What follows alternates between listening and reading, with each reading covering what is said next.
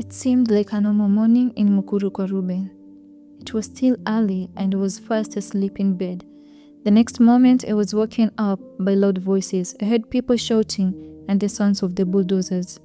We had floods in our area a few months ago, and I realized that the bulldozers had come to remove the houses close to the river. I immediately thought that my best friend might need help. I jumped out of bed with my pajamas on.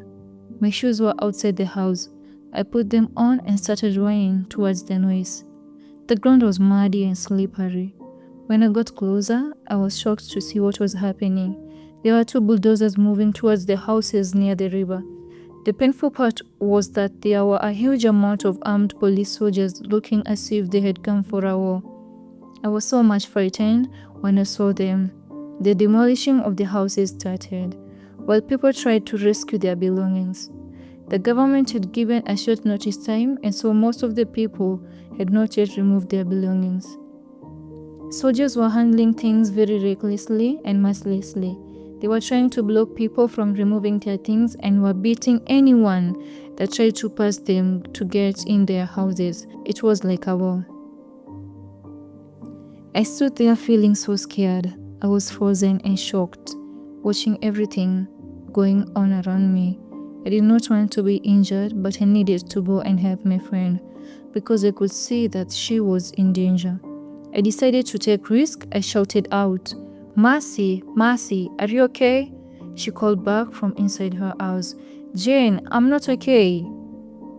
Rush quickly and help me to rescue my important things. I ran towards her without minding the soldiers, and I started helping her bring out her belongings. We were able to rescue her documents and a few bags. Her child was helping us.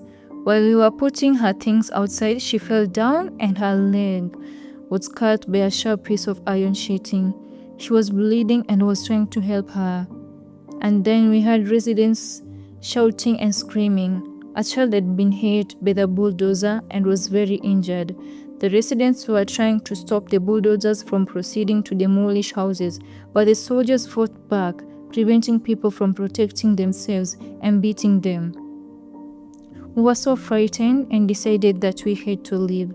We picked up the few belongings and started moving towards a safe place, while also holding the hand of the small child.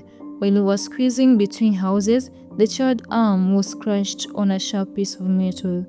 The child was crying, but we had to keep moving. We reached our friend's house to drop off the belongings. We were all so tired and shocked but needed medical help. We pushed towards the community hospital. I was carrying the child. He was heavy in my arms and I felt tired. When we reached the hospital, we found a very huge number of people also waiting for care. There were many injured people. After some time, Mercy got some medication and we could go back to my home place. I accommodated my friend and our child for some time while she tried to figure out where to find a new home. I was not able to accommodate them for a long time because the structure were too small.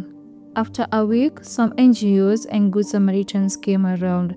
They took pictures and interviewed us. They promised to help. It did not take long before blankets, foods, and mattresses were given to the community elders.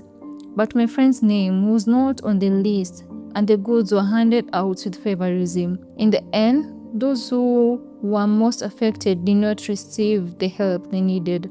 This situation left me with many questions and feelings worried. Since we had nowhere to take our questions, we kept them for ourselves, hoping that one day we will be valued, respected, and treated right.